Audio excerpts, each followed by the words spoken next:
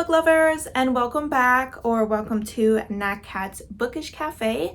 Today I will be going through part 2 of my January wrap-up.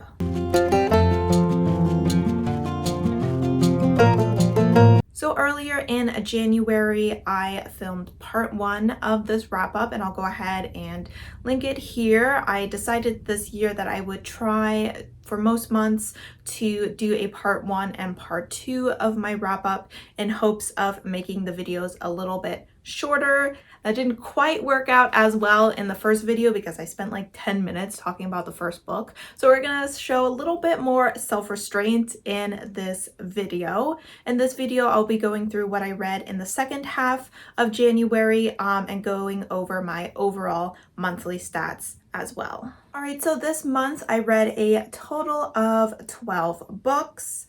I read 8 physical books or ebooks, and that led to me reading 2,511 pages. I read a total, or I listened to a total of 4 audiobooks, which ended up being 34.19 hours of audiobook. As far as my star ratings go, I had one 2.5 rating, I had one 3-star, one 3.5 star, 4 4 stars, 4 4.5 stars, and 1 5-star read, leading to an average rating of 4 stars this month. All right, so the first book that I finished in the second half of the month was The Witch King by H.E. Edgman. This is a YA fantasy story. We are following our trans main character, Wyatt, who is a witch. When they are around the age of 14, they lose control of their powers and decide to flee the Fae Kingdom and end up in the human world where they have been for the last 3 or 4 years. At the beginning of this book, Wyatt's fiance, also his previous best friend, shows up and kind of drags him back to the Fae Kingdom. Emery, his fiance, is to be the next king of the Fae. However, his throne is being threatened by his cousin because Emery is actually adopted, and he's hoping that if he marries his mates and that they produce an heir, that threat to the throne will disappear. This book kind of parallels discrimination against queer people and specifically trans people with the discrimination that witches in the Fae Kingdom face. The witches are seen as a great weakness to the Fae, and unfortunately sometimes when a child is born a witch, they are abandoned outside of the kingdom, out in the wild, which they often do not survive, which is why our character Wyatt does not want any part of this. However, there is a movement among the witches that is starting, and they are looking to him to lead.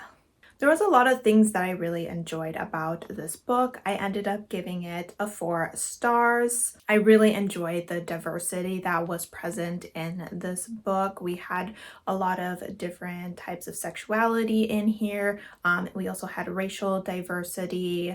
Obviously, Emery is a Black man or Black Fae, and our main character's best friend is a Indigenous woman. I also enjoyed the discussions of discrimination in the story, both for queer people as well as the witches, and seeing them as they fight for the right to be seen as equals and to have a safe space in this community. This book does have a slight romance aspect to it as Wyatt and Emery find their way together again.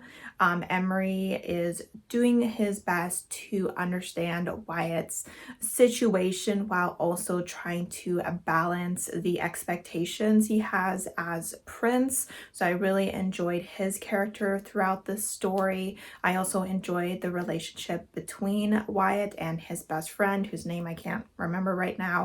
I like that we started to discuss a little bit about how strenuous it can be to be in a friendship with someone who has experienced a lot of trauma, and I do hope that the author explores that a little bit more in the next book. One of the reasons I couldn't quite give this a full 5 stars is because I just had a little bit of trouble connecting with our main character, Wyatt. I definitely connected more in towards the end of the book, and so I'm hoping that he speaks to me more in book number 2.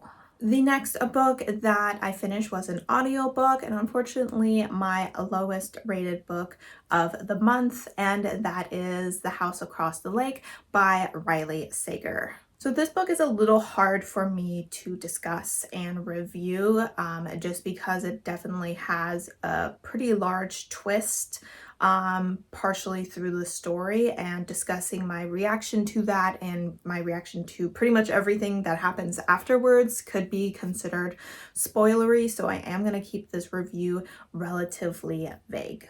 So in the story, we are following a woman who used to be an actor, and she, after losing her husband, started developing a drinking problem, which caused her to be fired from her last job and ended with her being in the tabloids. And her mother decides to send her to the family cabin on the lake, or just a house. I don't think it's really a cabin, on the lake, to kind of get away from it, to kind of keep a low profile for a while. So throughout the story, we are dealing with a semi-unreliable narrator because she is drunk for the majority of this story.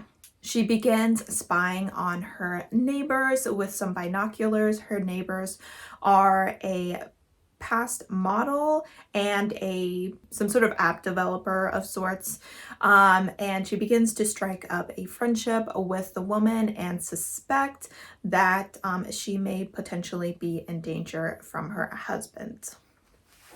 The story takes some interesting twists and turns throughout, so I mean, it was definitely not the kind of story where I could predict all of the ending. I did think there were certain aspects of the ending that the author kind of threw in there towards the end that I didn't think were necessary because they were so predictable. It was kind of like I was impressed that they had an ending that wasn't predictable, but then they wanted to add even more twists just to kind of fill out the rest of the book, and those ended up being rather predictable, so I was kind of disappointed that they did that. Another aspect I didn't like is that we spent the entire book in the head of this woman, and the author was withholding a lot of information that this woman knew, that as people inside her head we should have known as well. So it seemed a little bit lazy for the author to be withholding this information for convenience sake, when realistically it was information that we should have had access to the entire time. I also did struggle a little bit with the narrator, which made the experience of listening to the audiobook just a little bit less enjoyable. The next book that I finished was The Silence of the Girls by Pat Barker, sorry. And I ended up giving this 4.5 stars. This is what you would call a feminist retelling of the Battle of Troy. We see this battle through Briace's eyes. She is the slave or war prize of Achilles. We do get a couple other points of views kind of scattered throughout, like we spend some time with Patroclus, Achilles. I think we might even have one of Odysseus, but for the majority of this book we are with Briace's, and it begins with her kingdom being overthrown and her becoming Achilles' slave. My only experience with the story is from the Song of Achilles. I never read the Iliad, and so it was very interesting for me to see this book through the point of view of Briaces. I would say In the Song of Achilles, the war is very much romanticized because of Patroclus's love for Achilles, and this book shows very much the brutality of this war, and not just for the men that were dying on the battlefield, but for the women that were continuously being raped and harmed and oppressed throughout this situation. The writing in the story was very beautiful and incredibly impactful. There was a scene that very much sticks with me where Briacis mentions that she knows all the names of the men that Achilles killed in his rage. And she lists off these men and the way that they died. And then kind of halfway through this list, she stops and talks about how she spoke to the women of Troy many years later, because the story is her recounting this experience, and how they spoke so lovingly of their sons as little boys. And then we go back to the list of these men being brutally murdered again, and it was such an impactful moment that I actually had to put the book down for a moment and just really sit in it, because the difference between the way that you read the first half of that list and the second half of that list was pretty extreme. So the writing and the story was absolutely stunning. I absolutely loved seeing this side of the war, this more realistic side of the war, and really getting a good understanding of how terrible things were for the women left behind. The men, they died, you know, it was over, but the women, they continued to have to live on and suffer, and that is very much explored in this story. So if you have not read this story and you're very interested in Greek mythology, or, you know, any sort of the Greek poems, I highly suggest this version of it because it was absolutely stunning. Next up, I read Veins of Magic by Emma Hamm, and I gave this book 4 stars. This is the second and technically last book to, what was the first book called? Heart of the Fae. I was not a huge fan of the first book. I found it lacking, but I did find enough potential in it to give the second book a try. This book didn't have the strongest beginning. I think the author had a lot of trouble finding her footing in this, and that she definitely should have gone back and re-edited the beginning because it was messy. In book 1, we are following a midwife who works at a brothel. At this time, there is some sort of beetle plague going on where beetles kind of burrow under the skin of people, and eventually, obviously, the people die, and she is looking for a way to cure this, especially after her father ends up becoming ill with this. She decides to strike a deal with the Fae and goes to an island where a banished Fae prince leaves because they state that he has the cure for her. While on this island, she kind of begins to explore it and get closer with the Fae people, as well as start a romance with this Fae prince. This Fae prince has a curse where anytime he is harmed, instead of developing a scar or the wound healing, it crystallizes, which caused his people to banish him because they found him hideous.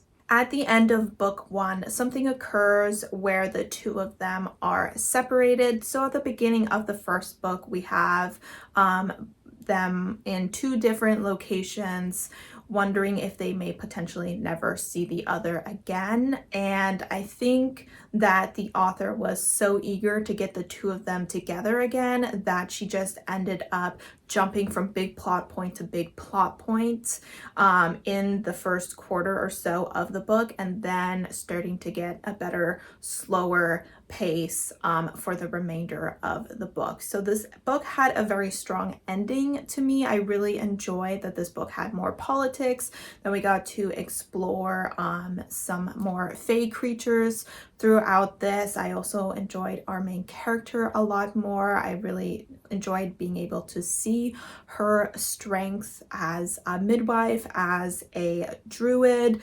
and as the lover and companion of a Fae prince who is looking to redeem his title. I also enjoyed the romance a lot more in this book, and seeing the two of them kind of come together and rebuild their relationship was very enjoyable. In the first book, I didn't quite feel it. I feel like it was too rushed, but this time I thought that things were just better paced overall, and that a lot more was happening, making the overall story more interesting and more something worth getting invested in. So definitely glad that I went ahead and gave this second book a try. Next, we have my last audiobook of the month, which was also my only 5-star read, and that is King and the Dragonflies, which is written by Kaysen Callender. So this story is a middle grade, and we are following a young black boy called King in Louisiana, I believe is where they're living. And he recently lost his brother. So I think it's been a little less than a year since his brother unexpectedly died, I believe of a heart attack. And he and his family are, of course, dealing with the grief of their young son having passed away. We follow him as he goes to school and interacts with his friends, and also begins to interact again with a friend that he had stopped speaking to because that friend had admitted to him that he was gay. This boy's name is Sandy, and he is the son of a notoriously racist sheriff. They used to be very close with each other, but after Sandy admitted that he was gay, King's brother had actually overheard them and suggested to King that he no longer hung out with him in case people thought he was gay, because being both gay and black would cause too many people to dislike him. So this book does focus a little bit on that intersectionality of being part of multiple oppressed groups. We follow him as he and Sandy develop a relationship again, because Sandy has run away from home because he is experiencing abuse there. This story had very beautiful writing. The audio experience was really wonderful. I didn't want to put it down. I just could have gotten lost in the story for hours. It's a relatively short audiobook. It's only 5 hours long, but it does pack a lot of impact in just one little story. We get, discussions of racism and homophobia, grief, domestic abuse, different forms of friendship, all within a middle grade setting, which makes it really accessible for any age group or any level of understanding of any of these topics. This is the kind of book that will stick with you for a very long time and that you almost wish was discussed in the classroom. And I highly suggest that anyone who hasn't already picks it up as soon as possible. The last book that I read this month was a ton of fun, and that is Unhinged by Only James. And this is the first book to the Necessary Evils series, which is a series that follows a family of psychopaths. A billionaire had adopted a bunch of young boys who were diagnosed as being sociopaths or psychopaths, and has trained them to be like vigilantes. So he decides who they get to kill. So they get to do the killing that they want to do, but they are also taking out, killers, rapists, people in sex rings. So just the really bad people that the police are not taking care of. In this book, we are following Adam, and he is the youngest. Now, age-wise, I don't know if he's the youngest, but he was the last one to be adopted into this family, and he meets up with Noah because Noah wants to kill him. So Adam had a few years or many years ago killed Noah's father, and Noah is very upset about this because he was the one who found his father's dead body and then spent the rest of his childhood in foster care. Adam points out to Noah that his father was a terrible person. So just a heads up with these series, definitely do check trigger warnings because while the psychopaths are not that bad, like the killing aspect isn't too brutal, the crimes of the people that they commit are pretty heinous. So just look into that because it's definitely brought up multiple times throughout the book. So it can be a rather difficult read. But when Noah realizes and starts to remember the traumas of his past that he has repressed, he decides to work with Adam to find the rest of the people that were part of his father's crime group. Adam instantly becomes obsessed with Noah. Like, he just wants to be in his life. He wants to protect him. He wants to keep him all to himself. He wants to hurt and kill and torture anyone that dares to hurt or has dared to hurt Noah in the past. And this book does not have like your traditional romance because Adam is a psychopath and he cannot feel love, but he can feel devotion and obsession. And the tension between the two of them and the strong connection between them was very addictive. And I absolutely loved reading this. This is definitely what you would consider like an insta lust, insta obsession. So if you're not like into insta love, I don't know if you would love this. I mean, usually I don't like insta love, but in this situation, I think it worked really well. I also enjoy getting to learn a little bit more about the family, and I'm, very interested in seeing more of them in future books, which will of course follow the other brothers. I really enjoyed the plot line of it, even though it was very difficult to read. There's something very satisfying about finally watching those, powerful, disgusting people get what's coming to them. So if you like a good revenge story, this will definitely give you what you want. Overall, it was just a ton of fun. I really enjoyed their relationship. I thought the dialogue was really hot and the smut scenes were also very, very good. So I gave this book a 4.5 and it was a good high ending to my month. All right, guys, so those are the books that I read in the second half of the month. I would say as far as my least favorite book, it was unfortunately Riley Sager's book, A House Across the Lake. I will definitely be giving him more tries because I enjoyed the other two books I read from him, but this one just didn't do it for me. As far as my favorite book goes, it was definitely King and the Dragonflies. However, I will say that Unhinged was the book I had the most fun with this month. Let me know down below what your favorite and least favorite book of the month was. And thank you guys, as always, for supporting my channel by watching my videos, and I hope to see you next time. Bye!